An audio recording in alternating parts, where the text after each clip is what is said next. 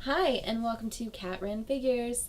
I'm your host, Caitlin, and today we are going to be reviewing Shade the Changing Girl, issue 3.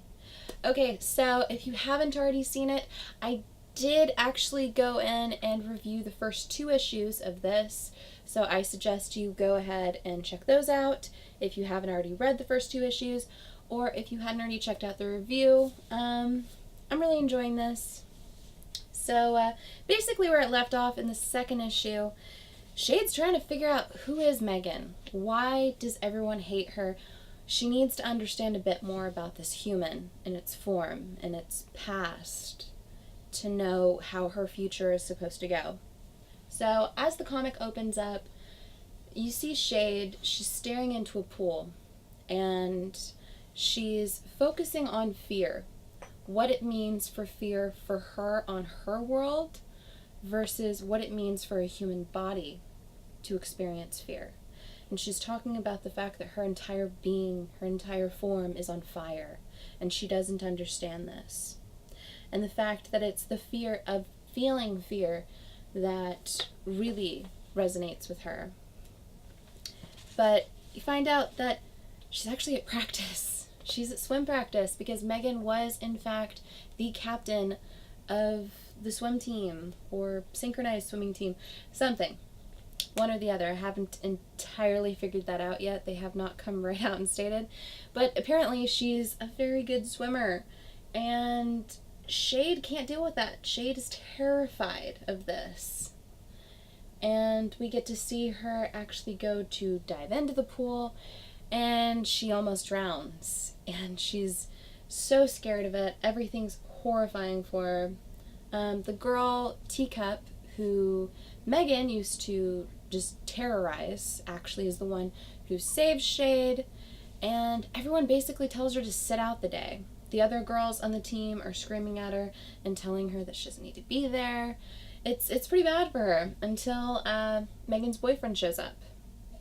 And he's trying to find a way to reconnect with his girlfriend, not understanding the fact that she is actually being possessed or controlled by an alien now. So he's trying to tell her that he can help her swim again. He can teach her again. He's trying to get closer to her again. And we get to see more of the crazy psychedelic art. I love the art of this book. I love all of the art for the DC Young Animal imprints. But we also get to see a bit more from Shade's homeworld. And we find out that her original name was actually Loma Shade. And we get to see Loma Shade's boyfriend. And the fact that everyone is after the missing coat that Shade is wearing. The coat's very important.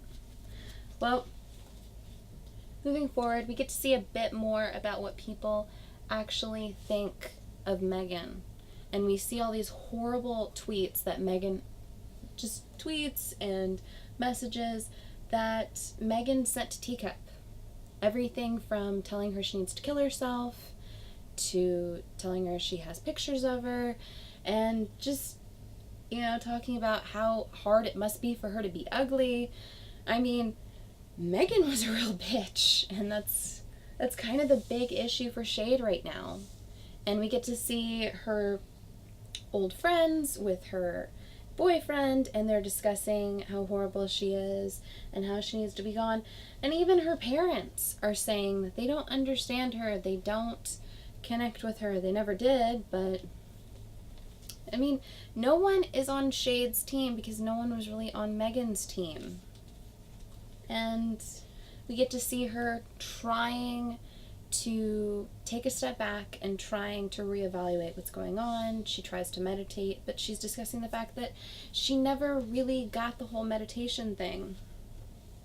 And I'm not sure if this bird form is supposed to be her original shape or not, but it keeps popping up, so I'm kind of thinking this is what Shade really looks like, which is kind of awesome if you think about it. But I love the pop art. I love all the use of color in this. I mean, if nothing else, it's a beautiful book. But she's trying to go through all of Megan's memories, and she's trying to filter through who was Megan? Why does everyone hate her? And she's remembering everything from Megan just terrifying these girls, to her mom being mean to her, to her being mean to her pseudo friends when she was a kid, to her with her relationship with her boyfriend, which seems to be the only really healthy relationship that Megan actually had. He seems to be the only person that she was even nice to. And he's the only person that really cares what happens to her moving forward. But, anywho, Shade gets forced to do some of Megan's chores, and while she is, she runs into River, which we met at one of the earlier issues, and she asks him for help, and she asks him to try to help her figure out why exactly everyone hates her. And he shows her a page that came up talking all about how everyone hates her and why. So it says everything from holler if she had incriminating pictures of you, anyone know how to hack her computer, to she cheated on my math tests and then said I cheated on hers, to calling her a sociopath, to one girl actually saying that she cut herself because of what Megan did to her. And Shade kind of realizes that Megan was a tormentor and a bully, and she doesn't know how to get away. She doesn't know how to deal with this. She doesn't understand exactly what's going on. She then goes into meditation in River's room, which gets very psychedelic, very crazy.